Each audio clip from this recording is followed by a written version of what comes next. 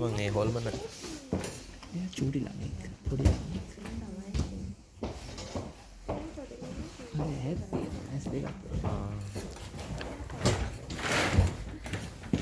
We already discussed, is it male or female?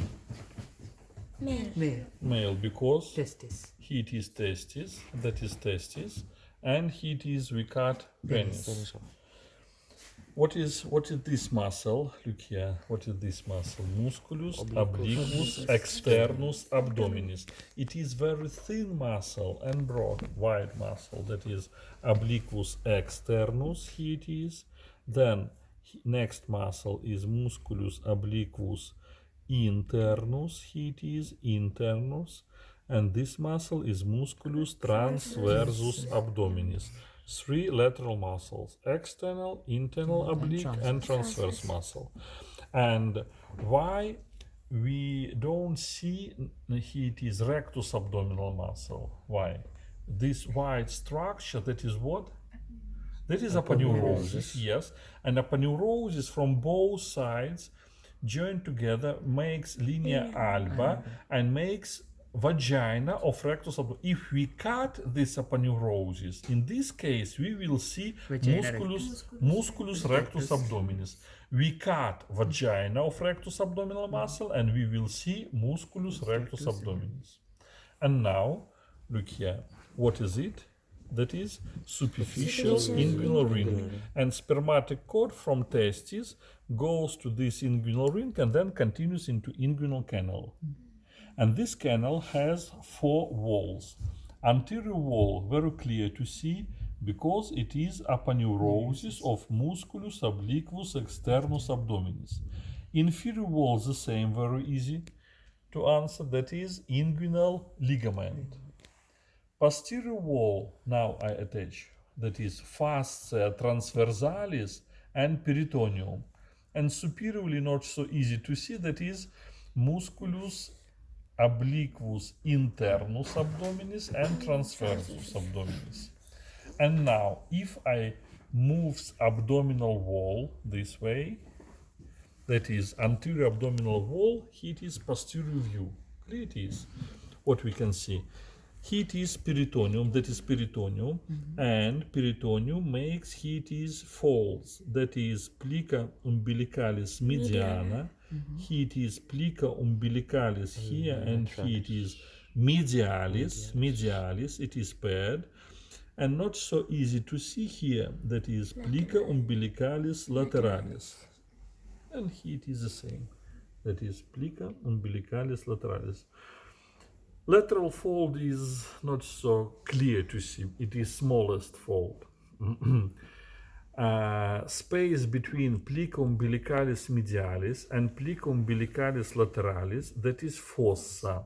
Fossa inguinalis medialis. And opposite to this fossa, if I attach here, it is my finger, look here, what we can see. This fossa, it's correspond to superficial inguinal ring. Clear it is. And now if intestine attached to this fossa and pass through superficial inguinal ring outside from inguinal ring, that is hernia, inguinal hernia. Clear it is. That is why you need to know what is this fossa.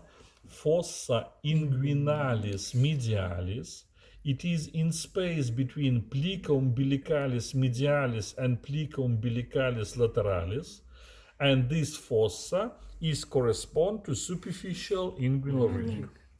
And laterally from this fossa, it is lateral fossa, lateral plica, plica umbilicalis lateralis, and laterally from it, here it is, we have another fossa, fossa inguinalis lateralis. And this fossa, it's correspond to deep inguinal ring. And sometimes hernia pass through this fossa, goes into deep inguinal ring, then pass through inguinal canal and leaves canal through superficial inguinal ring. In this case, we receive oblique hernia. First was direct hernia, and second is oblique hernia. It passed through deep inguinal ring, through inguinal canal and through superficial inguinal ring. But in adults, more frequently that is directly from medial fossa into superficial ring. In childhood, in children, especially in newborns, usually we have oblique hernia because in this case we have opening in peritoneum. If in peritoneum present opening, in this case, very easy for intestine goes into inguinal canal and leaves inguinal canal and goes to the scrotum. Clear it is. That is why in newborns usually oblique hernia, in adults usually straight or direct hernia. That is topography of anterior abdominal wall. So are there any specific functions of this plica? This plica has functions only in fetus.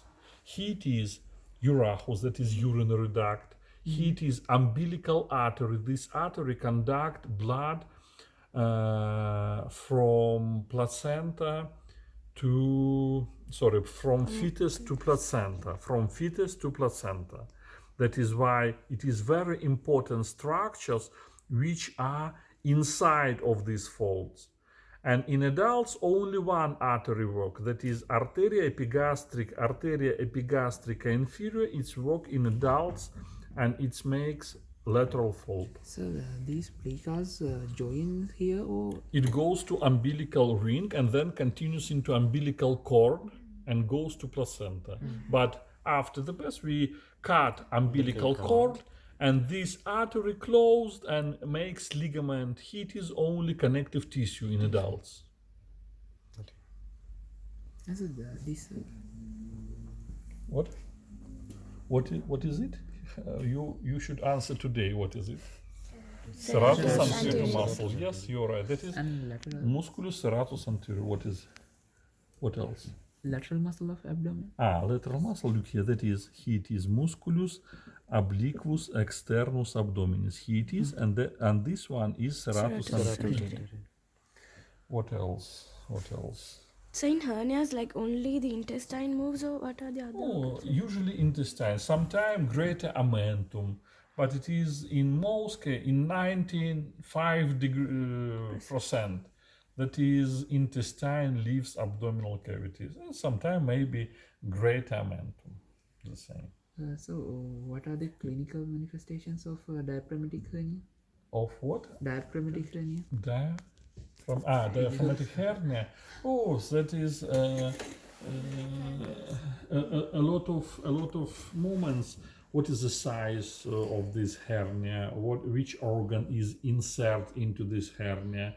Usually, that is painful in the abdomen. That is some problems with digestive process, vomiting, and so on.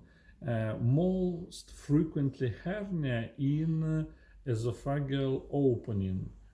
Today we speak only about triangles, that triangles are weak places of diaphragm, but hiatus esophageus is also weak place of diaphragm, and more frequently that is a hernia in esophageal opening. In this case, stomach can move upward into the diaphragm, and some problems with digestive process is present.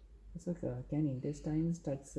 If intestine insert into this thoracic cage. yes, into thoracic cage, maybe stop passage of food through intestine. That is a very large problem that is necessary to make operation because a person die in this case. Can intestines touch the posterior, I mean the inferior wall of lungs then?